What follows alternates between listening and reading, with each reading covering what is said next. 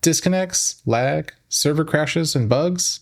It's no secret that expansion launches for MMOs can be disastrous. But being proactive, the Final Fantasy XIV team just put out a memo regarding Dawntrail's launch and Congestion. In this video, I will go over everything they covered in the memo and how it affects you. Let's get right into it. In their opening statement, they state how they are anticipating far more simultaneous logins than usual. They have opened new servers and data centers recently to help mitigate some of the issues that come along with that.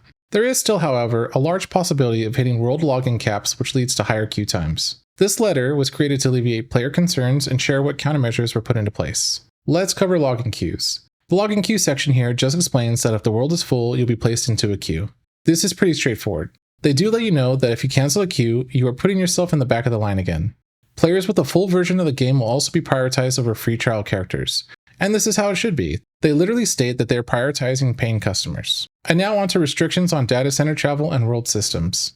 Specifically, data center travel within the same physical data center. This is perhaps one of the most important parts of the letter. The following restrictions will be placed starting patch 7.0 and will be in place till 7.01 and potentially up to 7.05 if necessary. For the Japanese data center, the number of non-home world characters that can log in will be limited. A special note, when the world has reached a maximum number of visiting characters, non-home world characters that are logged out on that world will be unable to log in, and the world will remain unavailable for visitation through the data center travel. For North American data centers, Aether, Primal, and Crystal will all be unavailable for travel. Dynamis, however, will remain available for travel, and the maximum number of traveling characters allowed will be increased. They are doing this because the new data center is still underpopulated. So if your server or data center is too crowded, Dynamis is where you'll want to seek refuge.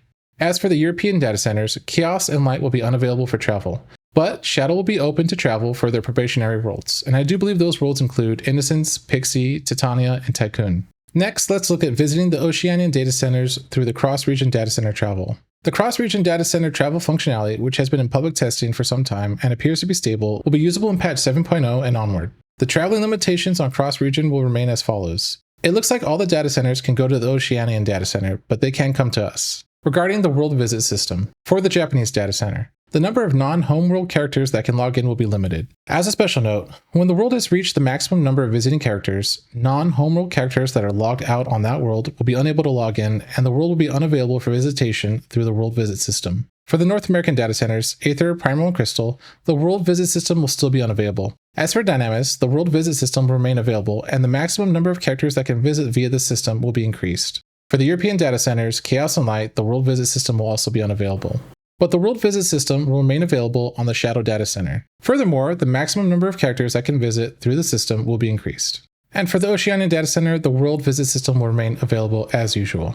Another important note, additionally, characters that were visiting from another world prior to patch 7.0 will still be able to return to their homeworld regardless of travel restrictions, but their ability to return may be temporarily impeded by periods of server congestion. As such, if your character is currently visiting a world that will have traveling restrictions, we advise returning them to their homeworld before patch 7.0 maintenance begins, as the restrictions will lower your login priority. Let's recap on the travel portion real quick here. You can more or less not travel anywhere except for the Oceanian worlds and data centers, along with the Dynamis data center for North America and the Shadow for Europe. Let's talk about playing on another world during Congestion. For the Japanese data center, they recommend traveling to the Oceanian data center during Congestion. For North Americans, we can go to either Dynamis or the Oceanian data center during Congestion. And for the players in Europe, they are recommended to go to either Shadow or the Oceanian data centers. If you aren't familiar with the travel system, they give a brief rundown. You just simply open the character selection menu, select the character you wish to log in with, and then open the subcommand. Select Visit Another World Center or Visit Another Data Center to log in. There are some restrictions when visiting other worlds or data centers. I don't think it's necessary to cover that here, and I will put a link to this letter in the description if you do want to read it on your own. To return to your homeworld, just open the character selection menu, select the character you wish to log in with, and open the subcommand again. Select Return to Homeworld. If you are trying to create a new character, just know that you cannot create a character on a world that is experiencing congestion. So try to create one during off-peak hours if you really want that server. In this next section, they do cover the dreaded error 2002.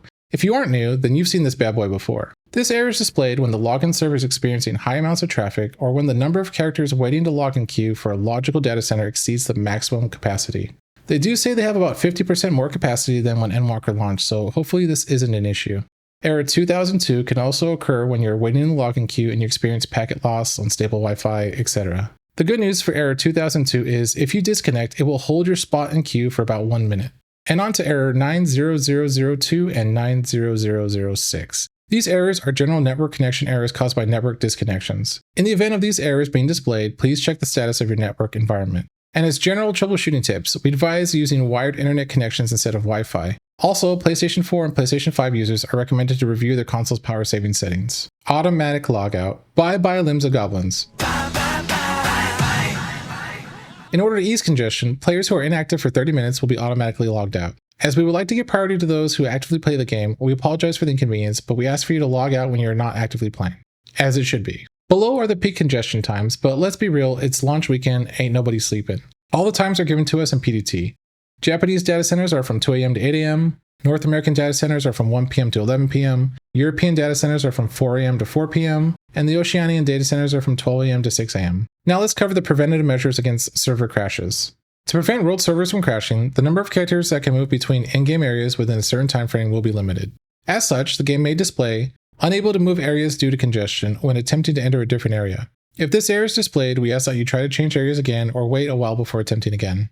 We apologize for the inconvenience and appreciate your cooperation as we strive to provide a stable gameplay experience. In regards to wait times for instance content, there is a possibility that certain instance content such as duties required to progress through the quests may experience congestion. For instance duties required to progress a quest, we have devised methods to stagger play traffic during main scenario progression and have also implemented a queue system in case of congestion. Should congestion occur, your number in the queue will be displayed upon attempting to enter the instance. We ask that you patiently remain in the queue as players are admitted into the instance in the order that they join the queue. More or less, you might be waiting in line to do some of your quests. Instances of new areas. During the periods immediately after Dawntrail's early access and launch, areas added into Dawntrail or visited during Dawntrail main scenario will be heavily trafficked. In order to allow more players to enter these areas, we will be implementing several instances of the same area. Instanced areas will have their area names followed by their instance number at the end, such as Urko Pacha 1, Urko Pacha 2, Urko Pacha 3, and so on. While each of them share the same map, they will be treated as separate areas and you'll be moved into these instance areas when visiting these destinations. Guys, this is just like Endwalker launch, so nothing new if you were here last time. For those of you who are new, welcome, and don't let this throw you off. They are just saying that they have instances of the same zones, so there is room for everyone. Selecting and confirming the instances area. You may choose to enter a specific instance of an area either by traveling your destination through the entrance from a neighboring area or by interacting with the Aetheryte in the area. When moving to these areas through teleport or return, an instance will be automatically selected. Players can confirm which instance they are currently in through a log message in the chat or by using /instance in the text command. There are some restrictions in instance areas. Players in different instances of the same area can communicate with telemessages as normal. However, there are some restrictions such as not being able to see each other's characters in the overworld. This might be an important one too, entering the same instance area as your party.